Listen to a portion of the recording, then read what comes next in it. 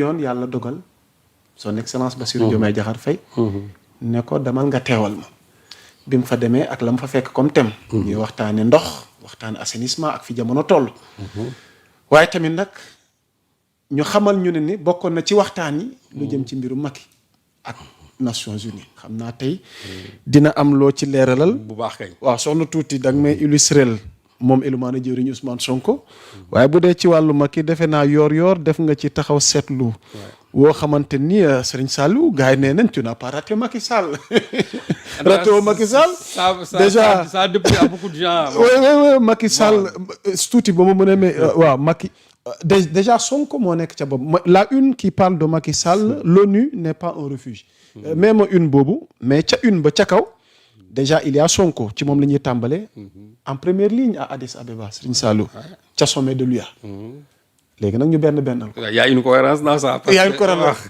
parce que xam nga déjà. waaw coowul Macky temps yëpp ñu ngi koy wax. kon da ngay inverse. waaw Macky wala. waaw non non ci laaj fee laa jëm ci Ousmane laa jëm après. kon yow rek la ñuy déglu kon. xam nga coowul Macky daf fi jolli boobu ba léegi. waaw on nous parle de sa candidature et cetera bon pour man jàpp naa ne vraiment c'est une nébuleuse. c'est une nébuleuse parce que l'intéressé. waaw ba léegi. en tout cas xanaa peut-être mu nekk dans les coulisses. amul fenn fu mu taxaw officiellement. wala mu ne diw représentant pour nga wax man sama candidature pour les Nations Unies ñu ngi koy wax nag nii ci suuf nii xam nga nag ay ballon de sonde laag et cetera mais ñun comme que dañuy jàpp ne ay journalistes lañ te peut-être que ñoom aussi dañuy nekk ci ballon de sonde ñoom aussi ñu fekk si leen ci loolu mais su fekkee ne c'est une fiction aussi ñu fekk si leen ci loolu pour wax li ci mën a nekk li nga xam mënu ci nekk Sonko est allé à la 39e session de l'Union africaine représenter dignement le président Bassirou Diomaye Faye bon ñenn ñi sax ñu doon wax na la moo tax Diomaye demul mais man leen un chef d'État s'il n'est pas disponible mën na envoyer son premier ministre. mandaté ko. Alassane Ouattara a délégué le premier vice-président Koné moom moo dem donc je crois que ni ko Alassane Ouattara defee ni ko ñeneen defee ñoom Sassou Nguesso mais noonu la ko Bassirou Diomaye Faye defee te xamoon ne Sonko moom su fa demee wóor na ne posture ba mu fay taxaw. chef d'état yi mu fay fekk sax duñ fa taxaw. ñu wax ci loolu ci posture bi. D'abord il a été la grande attraction bi ñëwee foofu. tu as vu vraiment la multiplicité de ses audiences avec la brochette de personnalité bi mu fekk foofu. nga baal ma dogguma la waaye am na ko ma yóbbante ne ma ana premier ministre qui recevoir ay chef d'état. waaw mu noonu. waaw loolu xam nga loolu non pour ma ne non nit ki moo toll noonu. nit ki lan moo xew sëñ sa. non nit ki moo toll noonu. mooy loo wax c'est-à-dire que Sonko même il faut regarder ses voyages buy dem ay Chine ak feneen. c'est-à-dire buy dem ay Chine ak feneen il faut voir c'est-à-dire ni nga xamante ne ni ñu koy recevoir yenn chef d'état yi bu ñëwee duñ seen den recevoir noonu. moo tax ma ne nit ki. moom moo dem te ñëpp xam nañ ne vraiment c'est le père de la révolution patriotique. que ne accident de l'histoire la aujourd'hui qu'il n'est pas du tout président de la République. mais nit ñi xam nañ ne moom en réalité bu ñu doon wax présidence morale. En tout cas, lui, c'est le président moral de ce pays-là. Ça n'a en rien avec notre président constitutionnel qui est le président Bassirou Diomaye Faye. Donc, nit ki moom moo toll noonu. su fa demee nag. loolu aussi lu muy incarné la. te nit ñi comme que xam nañ mooy kan te ñu ci bëri dañ ko bëgg a gis. moo tax bu ñëwee ci ndaje yu mel noonu il est la grande attraction. recevoir na fa la présidente du conseil italien des ministres. Meloni recevoir na. Antonio Guterres recevoir na le premier ministre et le président même éthiopien recevoir na fa le président de l'Angola recevoir na fa aussi le secrétaire général adjoint de l'OCDE encore ñeneen yéen d'autres personnalités c'est pour dire tout simplement que nit ki ci boppam moom moo toll noonu léegi nag nit ñi dañ foog ne moom su fa ñëwee ay waxi Macky la fay ñëw franchement ku xam Ousmane Sonko war a déplacer Union africaine dem ba foofu ñu war a waxtaanee la problématique de l'eau et les problèmes d'assainissement mu fay ñëw pour wax uniquement affaire Macky ci quelqu'un qui n'a pas déposé officiellement sa candidature koo xam ne fësalu ko je crois que quand même c'est ne même pas connaître la diplomatie comme nu muy doxee ok et ndaje mu toll noonu lan moo tax ñu war a jël candidature Macky di ko fa waxtaanee dans la mesure où d'abord Macky n'est pas parrainé par le Sénégal parce que su fekkee ne Sénégal moo koy parrainé ñu mën wax mais Macky n'a pas l'onction du pays et il n'aura pas l'onction du pays donc waa Union africaine ñoom lan lañu war a mën a jëlee la candidature de Macky di ko def au centre de débat moo xam ne loo xam ne dañ ko évacuer. Deuxièmement, Macky n'est pas le seul prétendant en Afrique. Il paraît que il y a un Sud-Africain, un Guinéen, je crois un Égyptien, ñoom ñëpp c'est des gens yoo xam ne ni dañu bëgg a fësal seen candidature même su fekkee ne ils n'ont pas encore officialisé. léegi nag Macky. il a jusqu'à fin mars. pour mën a déposer sa candidature au niveau des Nations Unies mais candidature boobu bu ko Sénégal parrainé wul sponsorisé wul du jàll parce que aussi. ah bon sëñ Sall. ah bon mënul jàll c'est pas possible. si la candidature de Macky Sall n'est pas sponsorisé par le c'est-à-dire n'est pas présenté par Sénégal mooy présenté candidature am yow yaay jël sa candidature nga ne man je présente la candidature de Macky Sall pays bi moo koy présenté. ok léegi nag su fekkee ne yow sa candidature sa pays présenté wu nga jël ko yóbbu ko feneen. duñ la wax ne duñ ko ñoom. duñ ko rejeté mais ce qui est sûr et certain mooy du jàll. ok du jàll et puis Macky il a un contentieux avec ce pays là.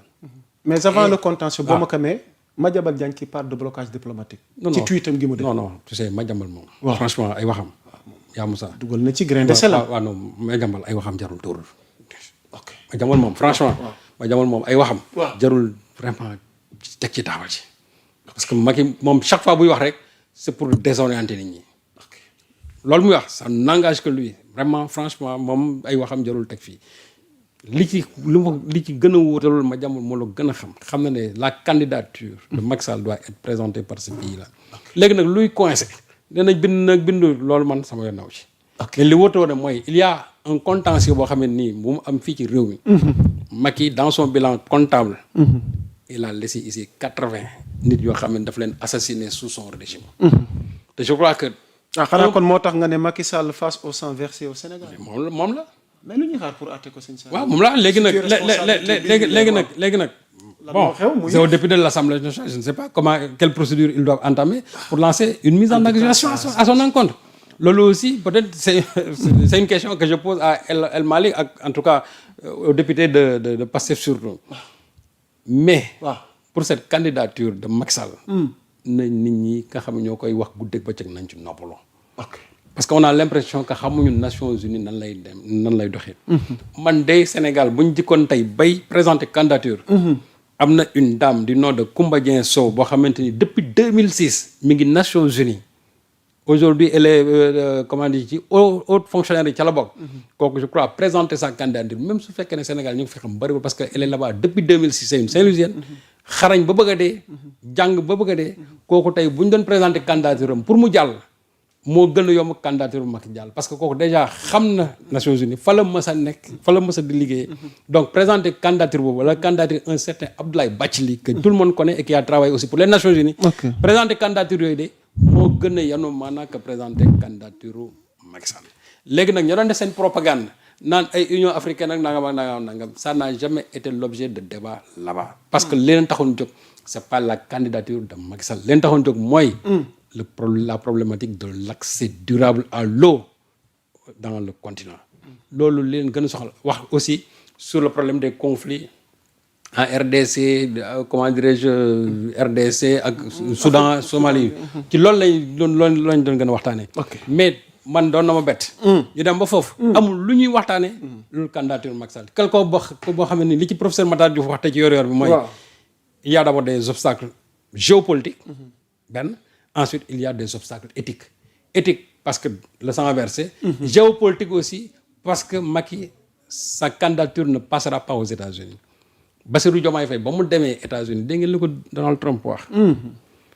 Donald Trump nous wax, mu ne ko yow nag gis leen ci Ousmane Sonko en même temps ak beaucoup de Sénégalais. On t'a fait du tort comme moi on m'a fait du tort. C'est-à-dire que yow dañ laa xeex man dañ maa xeex. te ki la xeex xam nga ne Macky Sall la. donc xam nga tey li ñuy wax. les membres permanents du conseil de sécurité 5 yooyu candidature bu ñu taxaw ne du jàll. mu ngoog droit de veto ñu teg nañ ko de côté.